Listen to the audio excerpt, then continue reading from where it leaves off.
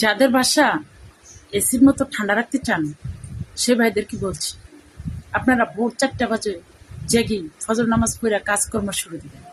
প্রত্যুষে জাগিয়া মশারি খোলা থেকে আরম্ভ করে খাট মাঠ গুছাইয়া, টেবিল ডাইনিং সবকিছু গুছাইয়া, তারপরে আপনার ঘর দুয়ার পরিষ্কার কইরা থালা প্লেট ধুইয়া তারপরে কি করবেন, সকালে নাস্তা রেডি করতে চলে যাবেন।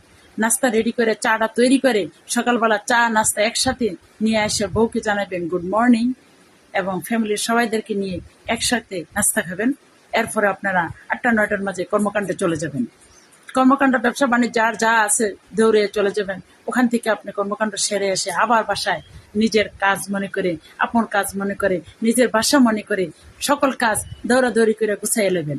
যা সামনে পরে সকল কাজ নিজের কাজ মনে করে ফেলবেন।